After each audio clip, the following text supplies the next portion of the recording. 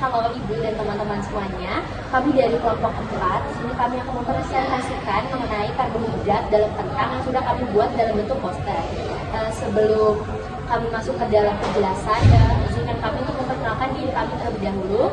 Saya Josmine Razel dengan NIM 162. Saya Ganti Pocitomonya dengan NIM 146. Saya Selamat Saida Lidi dengan NIM 148.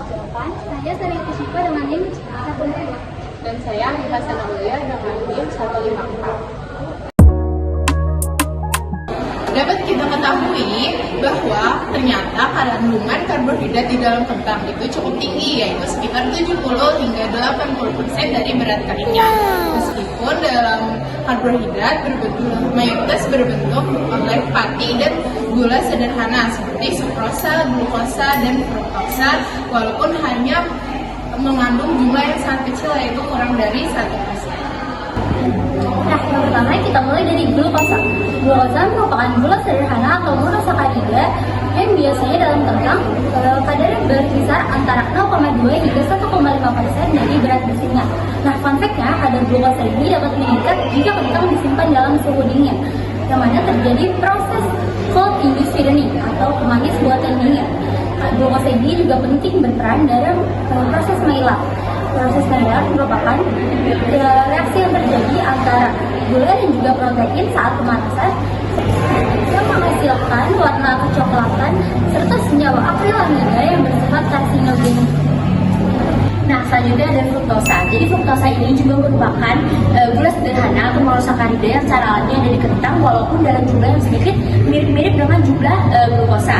Nah, fruktosa ini bersama glukosa nanti dapat meningkatkan pembentukan senyawa akrilamida saat digoreng.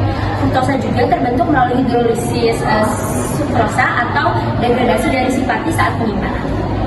Selanjutnya adalah sukrosa. Sukrosa adalah disakarida yang terdiri dari fruktosa dan glukosa. Dalam kentang, sukrosa berfungsi sebagai gula transport utama dan merupakan karbohidrat yang dipindahkan dari daun ke umbi melalui floem. Sukrosa umumnya lebih tinggi dibandingkan glukosa dan fruktosa, namun juga menurun selama penyimpanan dingin karena dipecah oleh enzim difertase. Sekarang kita masuk ke bagian utama dari kentang, yaitu pati. Pati merupakan komponen karbohidrat utama dalam kentang yang menyumbangkan sekitar 60 hingga 80% dari total karbohidrat. Pati ini juga mempengaruhi sifat fungsional dari kentang, yaitu mempengaruhi tekstur, kekentalan, dan juga daya cerna dari kentang setelah dimasak. Nah, pati memiliki dua jenis polisakarida. Yang pertama, amilosa yang merupakan rantai lurus yang memiliki ikatan alfa 1 ke 4. Dan juga yang kedua ada amilopektin yang merupakan struktur bercabang yang tidak hanya memiliki ikatan alfa 1 ke 4, juga memiliki ikatan alfa 1 ke 6. Struktur bercabang inilah yang mempengaruhi amilopektin yang lebih mudah dicerna dan juga memiliki tekstur lebih kenyal.